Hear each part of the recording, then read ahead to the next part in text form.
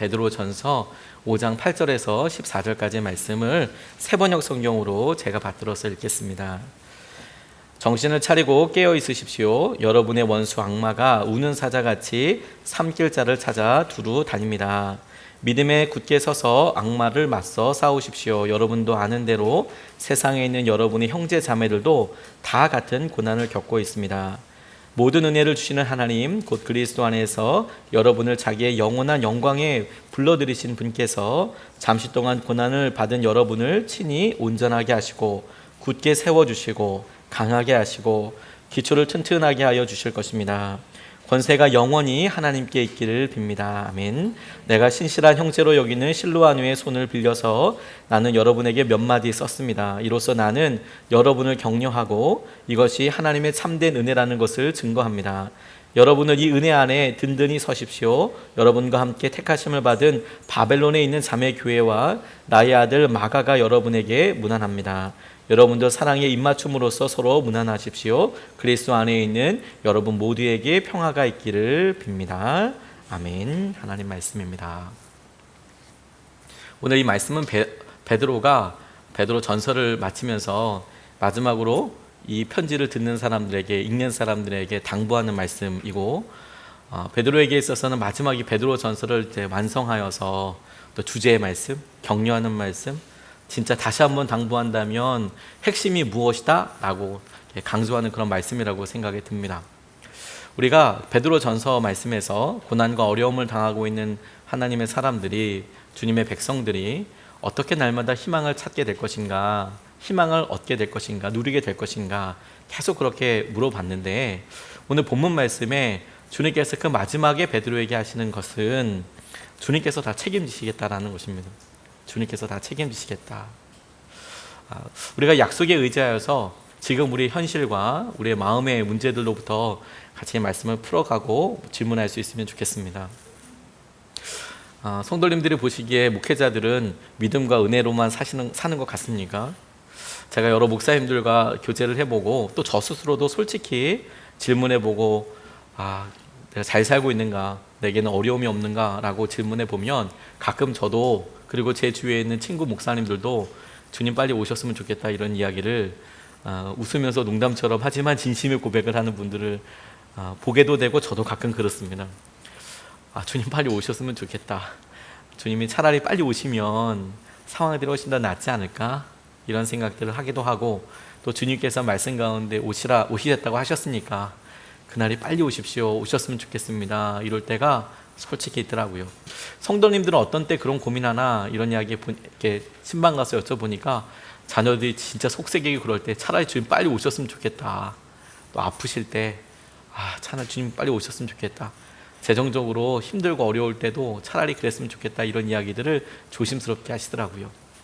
그런데 여러 사람들을 또 우리가 믿음의 선배도 찾아볼 수 있는 사람들 찾아보니까 저희들만 그런 고민했던 것이 아니고 루터 같은 사람도 그런 고민을 했더라고요. 루터가 이렇게 이야기했답니다. 그가 쓴 기록에 의하면 나는 삶에 완전히 지쳤다. 주께서 당장 오셔서 나를 이 세상에서 데려가시기를 기도한다. 무엇보다 최후의 심판으로 오시기를 바란다. 나는 목을 빼고 기다릴 것이다. 천둥이 치며 심판이 임할 때 나는 마음이 놓일 것이다. 그가 종교개혁을 이렇게 본인이 원했던 것은 아니지만 본인이 용기 있는 행동으로 시작했던 한 걸음을 통해서 여러 사람들이 동조하게 되고, 그것이 온 유럽에 종교에 있어서 새로운 개혁과 새바람이 일게 되는 그 한가운데를 겪게 되었는데, 막상 그런 일을 끊임없이 중심으로서 주도하고 있는 루터로서는 너무 쉽지 않았던 겁니다. 그래서 주님 빨리 오셨으면 좋겠다. 차라리 빨리 오셔서 이 모든 일들이 다 끝났으면 좋겠다. 이렇게 생각을 했는데, 하루는 이분이 이렇게 기도할 때 아마 목걸이를 들고 있었나 봐요.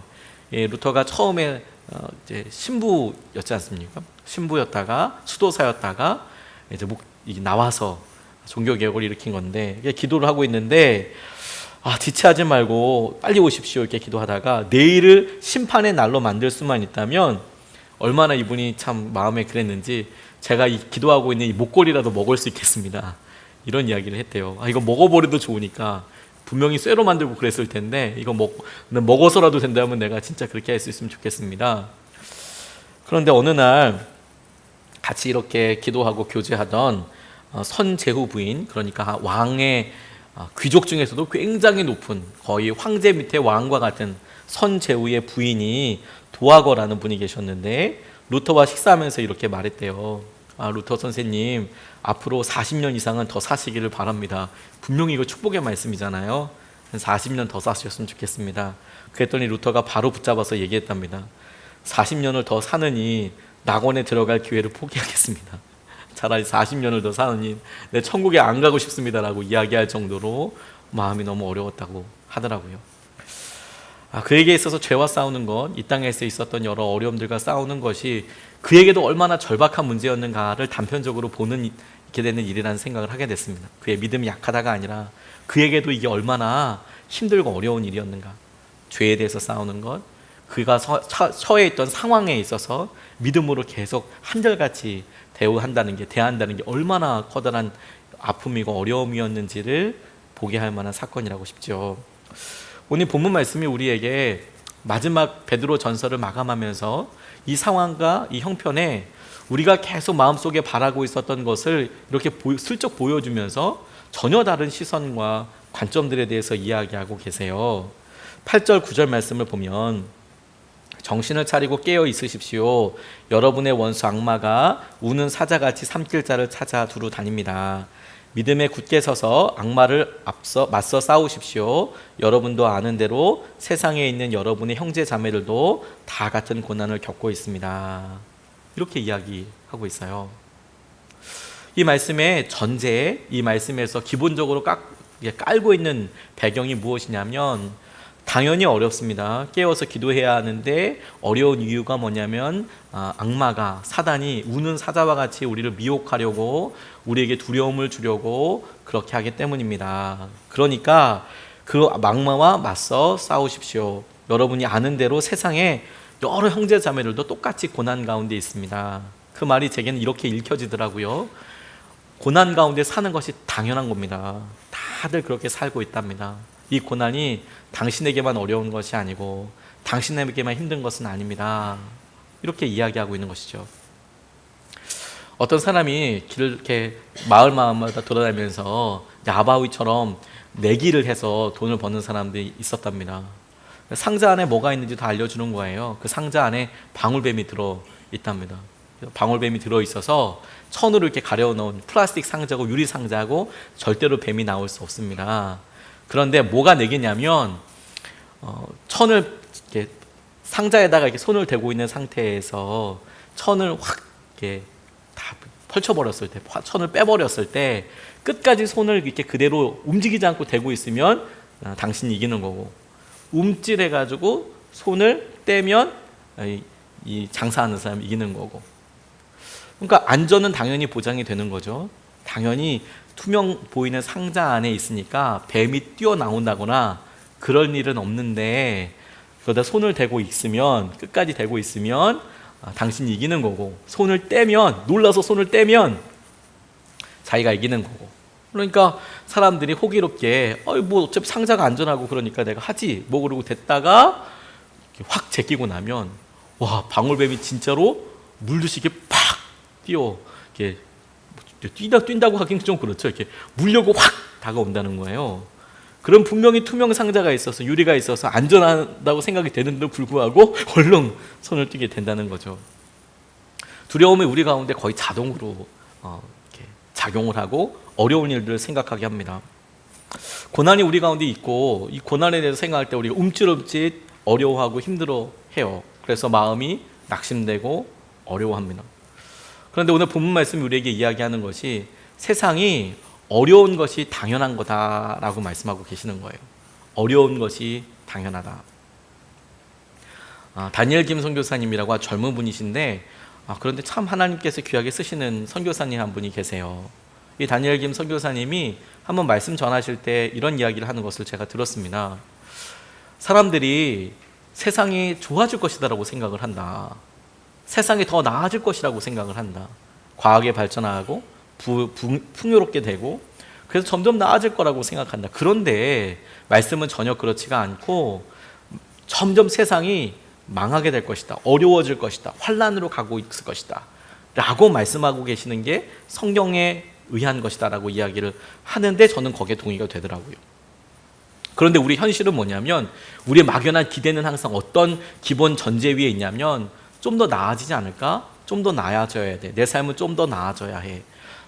이렇게 경기가 어렵지만 막연하게 더 좋아질 거야. 좋아져야만 해. 이렇게만 생각을 하고 있거든요. 근데 오늘 베드로가 마지막으로 이 베드로 전서를 닫으면서 이야기하는 게 뭐냐면 형제들도 다 고난을 받고 있어. 우리가 받고 있는 고난 당연한 거야. 그리고 고난이 끝난다라고도 이야기하지 않습니다. 이렇게까지 얘기해버리면 우리에게 있어서 날마다 희망으로 나아가는 우리는 그럼 우리의 경제적인 형편이나 우리의 건강이나 우리의 자녀들이나 우리의 여러 기도 제목들이 나아지기를 바라면 안 되는 건가? 이런 생각을 하게 되지 않습니까? 근데 정작 우리가 이런 여러 어려움들을 갖다가 겪고 되면서 그러면 사회가 어려워지고 세상이 점점 환난과 어려움으로 가게 될 때에 우리가 느끼는 고통이 우리가 월급이 줄고 혹은 관계가 더 어려워지고 건강이 나빠져서 그러면 우리의 삶이 나빠지기만 할 거야 라는 이상한 믿음이 우리 가운데 사실 있는 거예요. 그런 것과 상관없이 주님께서는 얼마든지 우리와 함께하고 계시고 우리에게 희망이 되어주시는 것이죠. 우리의 마음이 사실 문제인 거거든요. 낙담이 되는 거. 로마 사람들이 이 낙심이라는 표현을 어원을 가지고 이렇게 설명할 때 이렇게 했답니다. 당시의 사람들이 검투 경기를 이렇게 즐겼는데 이 검투 경기 외에도 격투 경기도 있습니다. 권투랑 비슷한 거지만 모든 걸 다 쓰는 그런 격투 방법으로 하는데 이게 시간이 지나면 지날수록 점점 힘이 들죠. 이게 권투 선수들도 엄청 힘들지 않겠습니까? 그것만 연습해도 너무 힘들 텐데 이게 당시에는 시간 이거 재는 거 아니니까 힘들죠. 그래서 훈련을 열심히 하고 싸움 준비를 열심히 하던 사람들도 기본적으로 어떻게 해야 된다는 것을 다 연습하고 간답니다. 그래서 권투하는 사람들은 이렇게 손을 올려서 막는 걸 가드라고 이야기하는데 잘 막아요. 맞으면 안 될 곳들이 있거든요. 얼굴이라든지 중요한 장기 부분도 맞으면 안 되겠죠. 그러니까 손을 항상 때리더라도 내가 팔 위에 맞으면 팔만 아프지 몸이 상하진 않으니까 그렇게 훈련을 한답니다. 그런데 이게 1회전, 2회전 시간이 점점 지나고 나면 너무 힘드니까 이 팔이 천근만금처럼 느껴져서 점점 내려오게 된대요. 그러면 손이 내려와 있으니까 뻔히 알면서 내가 저걸 맞으면 안 되는데 이렇게 생각하면서 맞게 된다는 거예요. 뻔히 보면서. 똑같이 로마 사람들이 전쟁에 나가서 싸울 때도 자기 몸을 다 가릴 수 있는 방패가 있었고 그래서 그거는 땅에다 세워놓고 화살이나 이런 걸 막기도 하지만 서로 이렇게 격투처럼 이렇게 부딪혀서 칼과 방패로 싸울 때는 손방패라는 걸 갖고 있었는데 그때도 이 손방패를 절대로 내리면 안 된다 다 알고 있지만 이게 실제 전쟁을 하다 보면 점점 내려온다는 거죠. 이렇게 점점 내려오는 거 당연히 막아야 하는데 점점 내려오는 거 그게 낙심의 유래라고 하더라고요. 뻔히 아는데도 내 마음이 점점 당연하다고 생각하고 있는 거 내가 지킬 수 있다고 생각하는 것들을 점점 내려오게 하는 거. 그러니 여러분 세상이 점점 더 고난의 때에 환난의 때로 가고 있는 것 자체가 문제가 아니고 사실은 이런 일들에 대해서 우리가 희망이라고 말씀하신 그 주님을 붙잡지 못해서 믿음이라고 주신 것들을 우리가 붙잡지 못해서 당연하다고 생각하고 있는 일들에 대하여 우리가 힘이 점점 내려와서 말도 안 되는 상황에 그냥 속절없이 푹 당하고 넘어지게 되는 거. 이게 사실 더 문제인 거거든요. 고난 자체가 문제가 아니라 그 고난을 대비하는 우리의 마음 그리고 그 고난과 아픔들을 통해서 우리가 하나님께서 어떤 일들을 계획하고 계시는지 이끌어 주시는지를 경험하지 못하는 게 더 커다란 문제의 핵심이겠어요. 제가 최근에 우리 속장님과 속원분들이 교제하면서 이런 이야기를 나누시는 거 보고 정말 큰 은혜를 받았습니다. 속회를 이렇게 인도하시는데 너무 어려우신 거예요. 이 속원분이 어렵고 힘들고 그런데 이제 누가 아무나 붙잡고 내가 어렵다고 이야기하기는 쉽지가 않지 않습니까? 그래서 속회에 가서 이제 얘기하는 거예요. 근데 참 이렇게 자기 마음을 알아주는 사람이 있으면 상황을 다 이야기해도 마음이 너무 아프고 슬프기도 하지만 그냥 힘들다라는 말만 해도 울먹울먹하게 되시는 것 같아요. 사정을 다 서로 알고 속회에서 같이 있으니까. 내가 너무 힘듭니다. 요즘 참 너무 힘들고 사는 게 사는 것 같지 않고 어렵고 낙담이 됩니다. 속회 때 이런 이야기를 나누는데 막 눈물이 막 이렇게 많이 나시고, 그러니까 속장님도 그 분을 이렇게 보면서 힘내시라고 이걸 뭐 당장 이번 주에 힘들어서 이번 주에 나누는 거가 아니라 그걸 몇 주, 몇 달 전부터 내가 이렇게 힘든데 그때 힘든다고 이야기했잖아. 그게 전혀 나아지지 않았고 이제 이렇게 됐고 속장님 이렇게 힘들고 계속 이렇게 힘들다고 이야기하는데, 그렇게 폭풍 같은 시간이 30분 나눔 시간이 지나고 나니까 참 신기한 것은 나중에 이 속원분이 뭐라고 나누시냐면, 그래서 마음은 아주 편안해졌다는 거예요. 속회에서 나누고 속장님과 함께 나누고, 그래서 당장 그 나눔 시간이 자기에게 있어서 문제가 해결된 거 아니고 뭐 경제적이나 어떤 가정적이나 이런 것들에 있어서 어떤 대답이 되고 뭐 이런 건 아니어도 내가 나누고 이것에 대해서 함께 고민하는 사람, 함께 기도하는 사람, 함께 아파하는 사람이 있다는 것만으로도 그게 자기에게 너무 놀라운 위로가 되고 내가 사는 길이 되더라. 고난이 우리 가운데 있고 그 고난이 점점 더 심해질 것이다 라고 성경 말씀이 이야기하는 것 때문에 우리가 주관적으로 느끼고 있는 우리 고난의 깊이나 낙심의 깊이가 더 커질 것이다 라는 것은 우리의 잘못된 믿음입니다. 세상은 그렇게 주님께서 다시 오시겠다라는 것을 향하여서 약속을 향해서 나아가고 있지만, 그렇게 환난과 고난의 때에 주님께서는 더욱 분명하게 뭐라고 말씀하시냐면 내가 너희와 함께하고 있다라는 것을 드러내 주실 거거든요. 그걸 우리가 경험하게 되는 거예요. 그리고 그 말씀이 바로 10절 말씀에 이러한 약속으로 우리에게 주어져 있습니다. 10절 말씀에 보니까 모든 은혜를 주시는 하나님 곧 그리스도 안에서 여러분을 자기의 영원한 영광을 불러들이신 분께서 잠시 동안 고난을 받은 여러분을 친히 온전하게 하시고 굳게 세워주시고 강하게 하시고 기초를 튼튼하게 하여 주실 것입니다. 이렇게 약속하고 계세요. 저는 이 말씀이 제게 준비하면서 되게 커다란 위로가 됐습니다. 세상이 어려워질 것이다 라고만 얘기하시면 지금 어떻게 합니까 도대체? 어려워지겠다고만 얘기하시면 저는 어떻게 삽니까? 그리고 그 가운데 주님을 만나고 경험하게 될 것이다.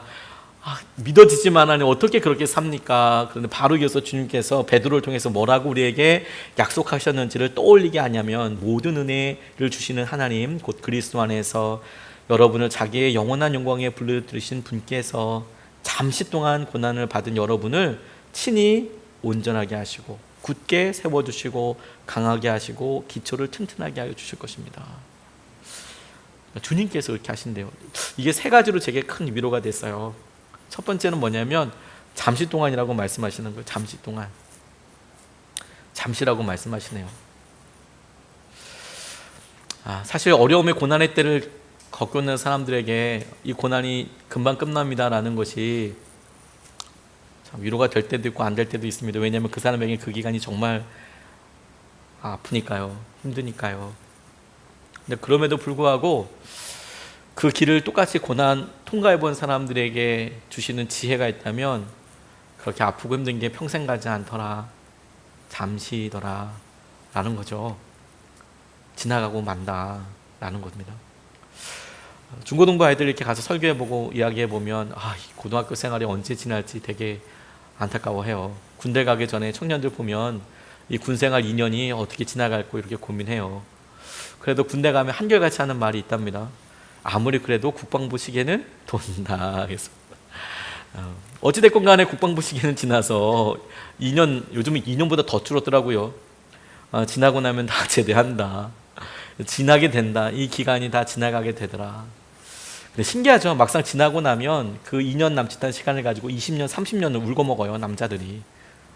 무슨 다 얘기만 들어보면 다 특공대잖아요. 다 특공대 갔다 온 것처럼 막 그렇게 얘기를 하고, 제가 제 주위에 가장 리얼하게 군생활이 힘들고 막 이렇게 얘기했던 분이 한 분 계신데, 나중에 보니까 자기는 방이었다고 이야기하시더라고요. 저는 말만 들었으면 공수부대인 줄 알았어요.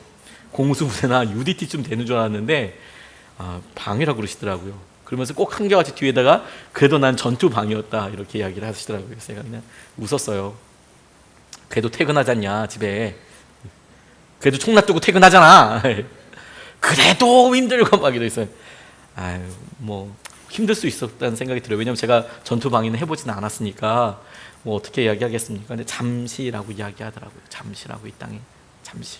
그리고 주님 보시기에 이 땅의 삶도 잠시가 되겠다고 이야기하고 계세요.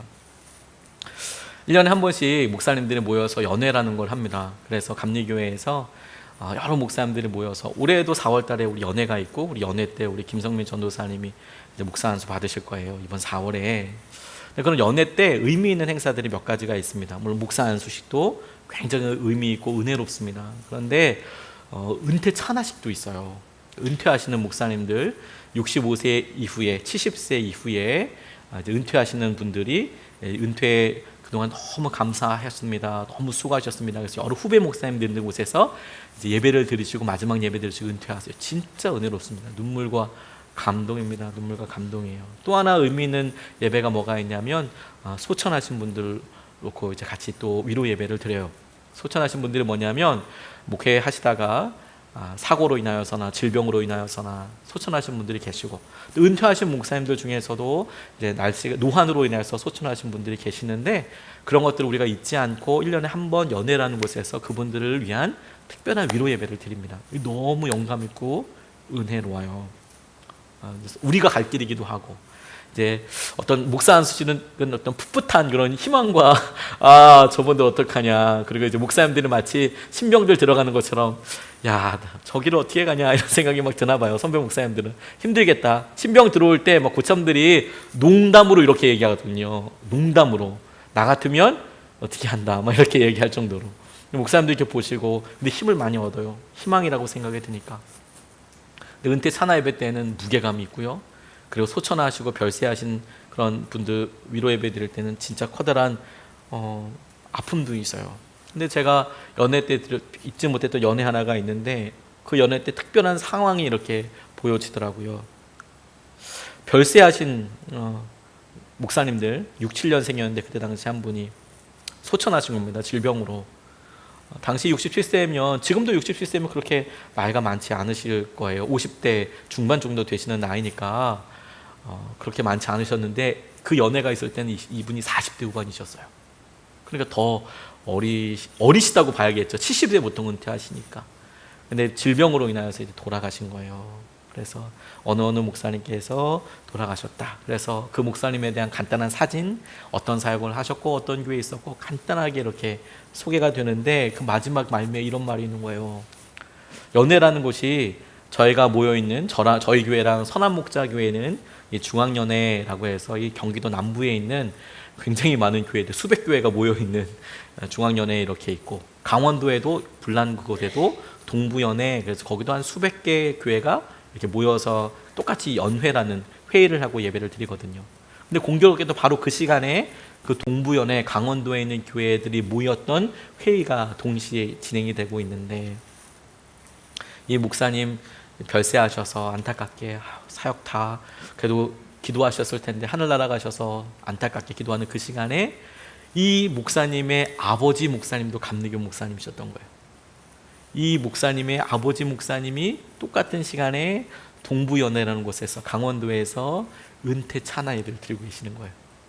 70살이 되셔서, 이제 71살이 되셔서 이제 내 목회를 그만두고 내가 이제 은퇴를 해야겠다, 그 예배를 드리고 있고, 아들은 지금 여기서 별세 회원으로서 같이 다른 사람들에게 그냥 위로 예배를 드리고 있고, 아마 원래대로 하셨으면 아마 이 은퇴하시는 목사님, 아버지 목사님 은퇴하실 바로 그 예배에 의미 있고 뜻깊은 자리, 그리고 위로해드리고 축복해드리고 정말 수고하셨다라고 그렇게 축하해드릴 그 자리에 아마 이 목사님께서 꼭 앉아 계셨을 거예요, 원래대로라고 한다면. 그런데 각각 다른 곳에서 떨어져서, 한 분은 은퇴 예배를 드리고 한 분은 자기가 이제 하늘나라 이미 가시고 위로 예배를 드리고, 이 상황을 진짜 이거 그 얘기 설명을 딱 듣는데 앉아있다가 눈물이 저도 이렇게 쭉 흐르는 거예요. 이거 어떻게 되는 거야 이거 지금 도대체. 그 아버지 마음이 어떨까 이런 생각이 들었어요. 아버지가 지금 은퇴 찬화 예배 드리는데 아들이 지금 다 서로 이제 목사님들이 그런 거 다 일정을 서로 다 알거든요, 감리교 목사님들이. 근데 지금 내 아들 그 위로 예배 드릴 때 그 사모님도 오시고 뭐 가족들도 와서 그 예배 때 같이 오거든요. 가족들이 그 위로 예배 드릴 때. 그러니까 이제 나눠줘서 이렇게 드린 거죠. 어떤 마음일까? 눈물이 주르르 나는데 주님께서 그런 생각 통해서 제게 다시 한번 보여주시는 것이 이 세상 삶이 잠깐이라고. 그게 얼마나 우리에게 위로가 되는지 몰라요, 여러분. 우리는 평생이란 말에 오늘 이런 어려움이 내일도 겪어야 된다는 것에 좌절할지 모르지만 주님은 오히려 거꾸로 이렇게 하시는 거예요. 내일이 아닐 수도 있다고, 내일은 천국에서 맞을 수 있다고 이렇게 이야기하시는 거죠. 제가 요한계시록 말씀 나누다가 깨닫게 된 게 너무 큰 은혜가 뭐냐면 주님이 100년 안에 오신다니까요, 여러분. 주님이 100년 안에 오세요. 제가 이렇게 확신 있게 얘기할 수 있는 이유가 뭐냐면 우리가 물리적으로 100년 시간을 세서 그러면 주님께서 2100 몇 년대에 오신다 이런 얘기를 하는 게 아니고요. 우리가 돌아가신 분들 가서 예배 드리면 성경 말씀에는 분명히 그것이 자는 거라고 이야기하고 있거든요. 깊은 잠에 드는 거고, 분명히 그렇게 돌아가신 분 입장에서는 다음에 눈을 뜨면 주님 보좌 앞에서 눈 뜨게 될 거예요. 마지막 날을 맞이하게 될 거거든요. 그 깊은 잠이라고 설명하고 있어요. 그러니까 우리는 그 깊은 잠을 자고 있는 사랑하는 사람들의 그 사이를, 그 쪽잠의 시간들을 살고 있는 거거든요. 우리도 여러분 앞으로 100년 못 삽니다. 100년 살 수 있겠습니다. 제가 믿음으로 얘기해 드리는 거죠. 150년 정도 여러분 사실 수 있으십니다. 근데 저 같은 경우는 제가 100년 살 수 있을지 잘 모르겠습니다만 100년을 산다고 했을 때 100년이 되기 전 어느 해쯤에 눈을 감고, 그리고 눈을 감은 제게는 마치 찰나의 시간처럼 빵 하고 눈 뜨면 주님 앞일 거라는 거예요. 그런 의미에서 우리가 느끼는 시간으로서 100년도 안 되게끔 하나님께서 우리를 만나 주실 거라고 이야기를 드리는 거예요. 물리적인 2100년도에 주님이 오신다는 게 아니라 우리 스스로가 각자 느끼기에 100년도 안 걸릴 거라는 거예요. 느낌이 10년, 20년, 30년, 어떤 분에게는 5년 안에도 될 수 있어요. 주님께서 그렇게 가깝게 우리 가운데 계시거든요. 잠시면 주님께서 오신다는 거예요. 잠시구나, 이거 지나가고 잠시가 되겠구나. 두 번째 위로가 되는 게 뭐냐면 이 모든 하나님이 친히 직접 하신다는 거예요. 직접 친히 누구 시켜서가 아니고 친히 그렇게 하시겠다라고 말씀하여 주시는 거예요. 영어에 위로라는 단어가 comfort라는 단어가 있습니다. 이 라틴어 두 개가 합성된 거거든요. come이라는 단어가 함께라는 뜻입니다. 함께. 그래서 come이라는 단어가 붙으면 주로 여러 사람들이 모여서 함께한다는 의미가 있어요. 이 fort라는 단어가 원래 항구, 요새 뭐 이런 뜻을, 요새라는 뜻을 나타내는 port라는 단어가 있는데 스펠링이 다르긴 합니다. F가 하나는 P고 comfort는 F고 그냥 port 할 때는 P고 하지만 합성되는 과정에서 발음이 얼마든지 바꿀 수 있거든요. 그래서 함께 요새를 지키는 것, 이게 위로다 이렇게 설명을 하시더라고요. 함께 요새를 지키는 것, 함께 중요한 가치를 지키고 함께 내게 소중한 것들을 지켜나가는 것이 위로의 핵심이다 라고 설명을 하시는데 저는 그 말이 참 일리 있다는 생각이 들었어요. 그냥 와서 밑도 끝도 없이 잘 될 거야 라고 이야기하는 사람도 위로가 되고 힘이 되긴 하지만 제 주위에 성도님들이 함께 이렇게 있을 때 함께 어려움을 같이 통과하고 함께 고난의 시기를 같이 가고, 그리고 굳이 제 옆에서 목사님 힘드시죠? 이렇게 얘기하지 않아도 같이 가고 있다는 것 자체가 제게 너무 커다란 위로가 되더라고요. 힘이 되더라고요. 저도 목회하면서 그게 제 원칙이기도 합니다. 제가 성도님들 아프고 힘들고 가장 어려운 시기 때 같이 있어야지. 그래도 같이 있어야지. 왜냐면 저 스스로 제가 저를 이렇게 탓할 때가 있어요. 제가 능력이 조금만 더 있으면 병이라도 이렇게 막 고칠 수 있는 신유의 은사나 약간 뭐 돈이라도 많아서 나눠줄 수 있고 그럼 참 좋을 텐데, 저 스스로 저의 능력을 탓하면서 제게 그런 능력이 주님께 오는 거니까 주님이 주시면 얼마든지 할 수 있지만 불행히도 항상 그렇게 주시는 것은 아니더라고요. 그래도 내가 같이 있는 거는 할 수 있잖아. 같이 아파하는 거, 같이 있는 거, 그 자리에 함께 하는 거. 근데 주님이 우리에게 직접 친히 그렇게 하시겠다고 말씀하고 계세요. 함께 하고 계시겠다고. 너 혼자 아니다? 이런 표현 아니겠습니까? 너 혼자 아니야. 내가 그 소중한 걸 같이 지키고 있어. 함께 하고 있어. 친히 너를 그렇게 바꿔줄 거야.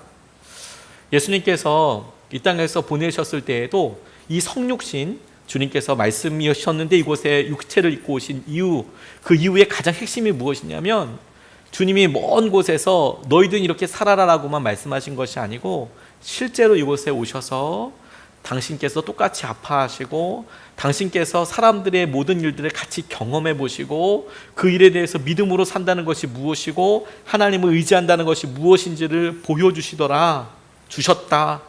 그리고 마침내 죽음까지도 통과하게 되고, 그리고 그 죽음을 통과한 이후가 죽음으로 끝나지 않고 그 이후에 주님께서 우리에게 주신 부활이 있더라. 그게 능력이고 우리에게 거기까지 보여주려고 하시는 거거든요. 근데 이런 과정의 핵심이 뭐냐면 너희들 혼자만 그 길을 가는 게 아니라 내가 직접 그 길을 같이 갔고, 그리고 지금 너희들이 하는 그 길에 함께 하시고, 그게 핵심이거든요. 친히 그와 같이 하실 거다. 이게 큰 위로가 되는 거죠. 나 혼자 아니다. 주님께서 이 일 함께 하고 계시고 다 이렇게 주님께서 은혜로 누린다. 요한계시록을 새벽마다 묵상하면서 계속 주님께서 날마다 확인시켜 주시는 게 그거예요. 내가 다 알고 있다. 내가 다 알고 있고 내가 너희들 그냥 버려두지 않을 거다. 고난과 환난 가운데 있는데 환난의 이유와 고난에 대해서 내가 다 알고 있다. 너희도 혼자 있는 거 아니다. 아프고 힘들다고 해서 끝난 거 아니다. 주님께서 이렇게 말씀하시는 거거든요. 그리고 세 번째로 위로가 되는 게 뭐냐면 그분께서 친히 온전하게 하시고 굳게 세워주시고 강하게 하시고 기초를 튼튼하게 하여 주고 계신다라는 거예요. 참, 주님이 그렇게 하신다네요. 친히 주님께서 이렇게 하고 계신다네요. 근데 여러분, 이것을 우리의 관점으로만 보지 않습니까? 우리는 이런 고난, 우리가 자녀 때문에 속이 썩어서 너무 힘든 거예요. 변할 것 같지도 않고 힘들고. 그래서 우리가 보기에 힘들기만 하다라고 이야기하는데, 주님은 이 말씀을 통해서 이렇게 통과해서 적용해 보면 이런 거예요. 이런 고난과 아픔의 시기가 주님께서 우리를 온전하게 하시고 강하게 하시고 세워가시는 통로라고 말씀하시는 거예요. 재정적으로 힘드신 분들이 계시지 않습니까? 왜 이게 이렇게 끝나지 않을까? 이게 다른 사람들은 그렇지 않다는데 어떻게 이렇게 해야 되나? 라고 고민하시는 분들도 우리의 관점에서 보면 왜 이게 끝나지 않을까? 왜 나는 능력이 없고 왜 나는 이렇게 경기는 계속 어려울까? 이렇게 생각이 드는데 주님은 똑같은 문제를 그렇게 보지 않고 그런 상황과 환경들을 통해서 주님께서 직접 친히 우리를 온전하게 하고 계시고 굳게 세워가시고 강하게 하시고 기초를 튼튼히 하고 계시는 중이시라는 거예요. 아이가 와서 학원 가는 거 너무 힘들다고 이야기하고 학교 가는 거 너무 힘들다고 이야기하면 애의 마음도 이해가 되죠.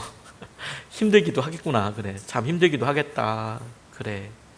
하지만 부모로서 그게 필요하다고 만약에 생각이 됐고 아이에게 꼭 필요한 시기라고 생각이 든다면 힘들구나 라고 해서 포기하지 않습니다. 해야지. 그래도 힘들지만 해야지. 그게 너한테 필요한 거니까. 그리고 그 시기가 금방 지나갈 거야. 나중에 이거 원하는 때가 분명히 있을 거야. 그래서 우리의 수준의 차이가 있어요. 어떤 수준의 차이냐면요, 우리가 우리의 문제를 우리 수준에서 고난이라고 생각하는 영역들을 주님께서는 주님의 수준으로 우리에게 그 수준만큼은 우리를 변화시켜 가시고 훈련시켜 가시고 이끌어 가신다라는 거예요. 주님의 수준만큼.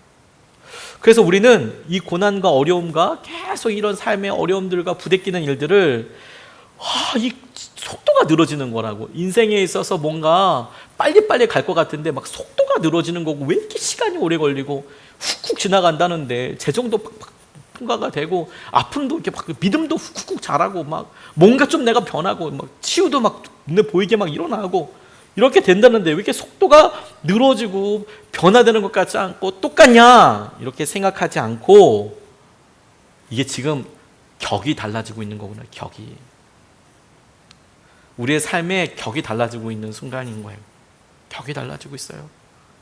그냥 싸구려 아무렇게나 찍어내고 있는 그냥 그릇이 아니라 1,500원, 1,000원 뭐 5개 사면 하나 더 주는 이런 접시들로 만들어지고 있는 것이 아니라 격이 다른 작품으로 만들어져 가고 있는 거잖아요. 주님께서 직접 온전하게 굳게 세워주시고 강하게 하고 계신다. 주님께서 우리에게 주신 약속입니다. 그래서 베드로전서를 마감하면서 베드로가 우리에게 꼭 그 얘기를 해주고 싶으셨던 것 같아요. 고난이 있지, 마지막 때에 너희들이 당할 고난이 분명히 있지. 베드로전서에서 계속 그 얘기를 이야기하면서 고난이고 힘들고 아프지. 그게 결코 쉽다고 이야기하지 않습니다. 베드로는 거짓말하지 않습니다. 고난이 어떻게 쉽습니까? 아프죠. 힘들죠. 빨리 끝났으면 좋겠죠. 누구나 다 그렇게 생각하지 않겠습니까? 그런데 베드로는 계속 그것이 아프지만, 그런데 그 고난에 의미가 있고, 그 의미가 무엇이냐면 주님께서 저와 여러분들을 온전하게 하시고 굳게 세워가시고 강하게 하시고 기초를 튼튼하게 하고 계신다라는 것을 하나님께서 보여주시는 거예요. 제 삶에 있어서 제일 커다란 변화가 일어났던 시기를 본다면, 하나님께 중요한 순종을 했을 때도 그렇지만 저 개척하고 나서 정말 많이 변했습니다. 제가 저 스스로 느끼기에.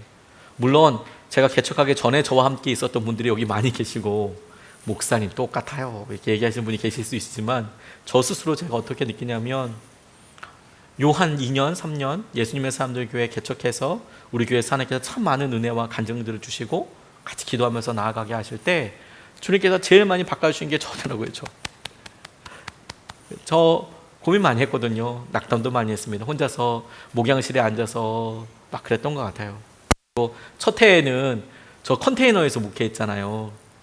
컨테이너에서 목회하다가 결국에는 119에 실려도 갔잖아요. 뭐 하는 짓인가 이런 생각도 했어요. 그거 뭐 전기세 조금 아낀다고 컨테이너에서 뭐 난로도 안 켜고 에어컨도 안 켜고 좀 그렇게 해본들, 그게 주님의 영광과 나라를 위한 것도 아닌데 왜 그랬는지 모르겠어요. 왜 그렇게 절박했는지 모르겠어요. 근데 그렇게 하고 통과하고 났을 때 하나님께서 제게 주신 것들이 기초를 튼튼하게 하고 굳게 세워가시고, 주님께서 제게 그것이 그냥 고난과 어려움이라고도 생각하지 않았는데 그때도 그게 제게 주님이 직접 저를 세워가시는 과정이라는 것을 너무 분명하게 알게 해주시고, 비로소 저를 주님의 종으로 쓰시려고 하시는 중요한 과정이요 통로였구나, 그걸 바라보게 해주시더라고요. 베드로가 우리에게 똑같이 그 부분을 얘기해 주셔요. 주님께서 책임지실 거라고. 그러니까 지금 우리의 어려움과 아픔들을 계속 우리의 관점에서 하는, 이게 아픔입니다, 이게 걱정입니다, 이게 어려움입니다 라고 구하고 이렇게 해결하려고 할 것이 아니라, 근데 주님, 이를 통해 주님께서 책임지실 텐데 주님의 일이 드러나고 주님께서 책임지시는 것을 통해 주님께서 직접 바꾸시는 것이 무엇인지 모르겠지만 그렇게 일이 드러나게 해달라고. 그것도 잠시 그렇게 하신다고 하셨으니 주님의 뜻대로 속히 그렇게 순종할 수 있게 해달라고 그렇게 구하는 것이 맞겠다는 생각이 들었어요. 이스라엘 백성들이 가나안 땅 들어가기 전에 처음서부터 40년 유리방황한 것이 아니고, 주님께서 그들의 믿음을 보시기 위해서 12명의 정탐꾼을 보내셨습니다.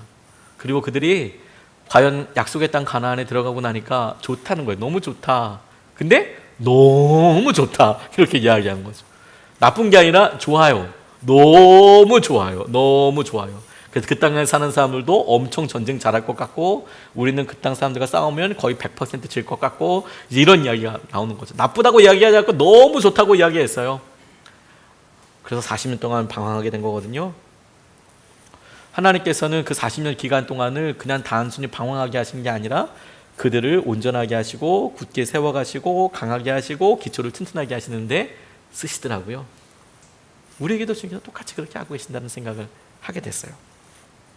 그리고 나서 주님께서 그런 믿음의 은혜의 약속을 주시면서 저희에게 이제 붙잡아야 될 기준을 마지막으로 베드로를 통해서 이렇게 이야기하신다고 깨달았습니다. 12절 말씀에 보면, 내가 신실한 형제로 여기는 실로아누의 손을 빌려서 나는 여러분에게 몇 마디 썼습니다. 이로써 나는 여러분을 격려하고 이것이 하나님의 참된 은혜라는 것을 증거합니다. 여러분은 이 은혜 안에 든든히 서십시오. 이렇게 이야기하고 계세요. 마지막 마무리 인사말 넘어가면서 정리할 때 뭐라고 이야기하냐면, 이로써 나는 여러분을 격려하고 이것이 하나님의 참된 은혜라는 것을 증거합니다. 이것이란 말씀을 베드로 전서에서 전체로 베드로가 이야기했던 말씀으로도 생각할 수 있지만, 저는 오늘 본문 말씀에서 비교적 짧게 적용을 했어요. 이것이 하나님의 참된 은혜입니다 라고 이야기하는 그 이것은 하나님께서 직접 우리를 지키신다는 것, 친히 지키신다는 것이 은혜의 참된 은혜입니다. 그분께서 우리를 친히 지키시고 함께 하시고 붙잡고 계신다는 것, 그리고 그 은혜 위에 우리가 서 있는 것이 우리가 믿음으로 겪어야 할, 믿음으로 고백해야 할 진짜 핵심이고 본질이라는 거예요. 오늘도 주님께서 우리와 함께 하신다는 그 믿음, 그 말씀, 그 약속을 우리가 붙잡고 그것에 의지하여 서는 것, 이것이 우리가 믿음의 여러 상황들 가운데 딱 하나 집으라면 그거 지금 당하고 있는 거예요. 그거 하고 있다는 거예요. 은혜 안에 든든히 서는 것이 주님이 오늘 우리에게 주시는 도전이고, 말씀과 약속 위에 서는 것이, 그것이 주님께서 우리에게 주신 은혜의 전부라는 거예요. 그 말씀이 우리에게 은혜이고 기쁨이 되거든요. 주님이 함께하고 계시는 거니까. 어떤 분이 지금은 사역자가 됐지만 본인이 한참 경험이 힘들었을 때, 방황했을 때 이렇게 간증을 적으셨더라고요. 콜로라도 주립대학에 들어가셨답니다. 그리고 미국 분이세요. 거기서 들어가면서 그냥 보통 남자 학생들이 그렇듯이 그냥 마음껏 노셨대요. 마음껏 그냥. 그래서 새 학기 동안 무슨 짓을 하고 있는지 생각해 보지도 않고 그냥 놀았답니다. 기도 한 번 하지 않고 그냥 아주 그냥 자유를 확 누렸답니다. 그러니까 새 학기 딱 지나고 나니까 어느 날 마음속에 천둥과도 같은 그런 울림이 있더래요. 그래도 다행이에요. 3학기 지나고서 깨닫게 됐다는 게. 한국에서는 군대라도 가니까 한 2학기 보내고 나면 인생 이렇게 되면 안 되겠구나라고 생각을 하는데, 미국에서는 깔끔하게 4학기를 혹은 4년을 다 놀 수도 있거든요. 근데 3학기 지나고 나니까 이렇게 살면 안 되겠다는 생각이 들었나 봅니다. 5개 과목을 수강했는데 그 중에 4과목이 F 학점을 맞은 거예요. 빵점입니다. 빵점은 아니지만 다시 들어야 되는 그런 과목인 거예요. 5과목을 신청했는데 4과목을 다시 재수강을 해야 되는 거죠. 변화를 해야 된다는 생각이 들었대요. 그래서 나 이 사교하는 모임 탈퇴해야겠다. 그게 첫 번째 내가 해야 될 거고, 두 번째, 나 친구들 몇 명과는 절대 만나면 안 되겠다. 이거 끊어야겠다는 생각이 들더래요. 그리고 진짜 중요한 마음의 변화가 뭐냐면, 하나님과의 관계에 내가 변화시켜 봐야겠다. 하나님 앞에 내가 다시 한번 나아가 봐야겠다. 그걸 하기 위해서 첫 발자국으로 부모님께 사실대로 말씀드리는 일을 하려고 했답니다. 너무 부담되더래요. 전화해서 나 3학기 동안 아버지 저 헛짓했어요. 다시 다 들어야 돼요. 수업. 이런 얘기를 한다는 게 참 쉽지 않을 텐데, 하려고 화장실에 들어갔더니 남학교 기숙사였나 봐요. 남학교 기숙사에 들어가니까 거기에 막 남학생들이 그 자기 기숙사에 이렇게 있다 보니까 아주 야한 잡지 같은 거 갖다가 화장실에다가 막 널려놓고 막 이제 그렇게 있었거든요. 자기 부모님한테 전화로 갔는데 그게 막 있으니까 관심도 안 가고 그냥 다 던져버리고 그냥 깔고 앉아가지고 부모님께 전화를 드려서 상황을 설명을 드렸답니다. 내가 얼마나 얼빠진 짓을 했는지, 학교 공부를 망쳤을 뿐만 아니라 하나님과 가까이 하지 않았고 예수님과 동행하지도 않았다는 사실을 솔직하게 다 이야기했답니다. 그러니까 부모님께서 그 말을 다 끝까지 들으시고 딱 3마디 하시더래요. 딱 3마디. 그 3마디가 뭐냐면, 야 열심히 해라 이런 거 아니었고, 잘못된 것들 바로 잡아라 이것도 아니고, 너 주위에 교수님에게 도움을 청해라 이것도 아니고, 알아서 네가 해결해라, 네가 그렇게 질러놨으니까 네가 해결해라 이렇게 하지도 않으셨대요. 또 이렇게 말씀하지도 않으셨답니다. 우리는 너를 사랑해 이런 말씀도 안 하시더래요. 우리는 너를 용서해 이런 말씀도 안 하시고 딱 3마디. 괜찮으니 집으로 돌아와라 이렇게 얘기하시더라고요. 괜찮으니까 집으로 와라. 괜찮으니까 집으로 와라.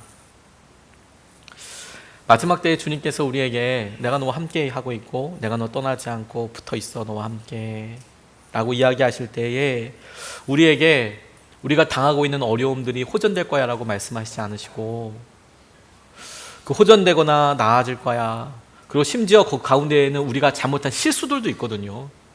우리가 잘못한 것들도 있어요. 말 잘못하고 상처 주고 그래서 당하고 있는 어려움들도 있거든요.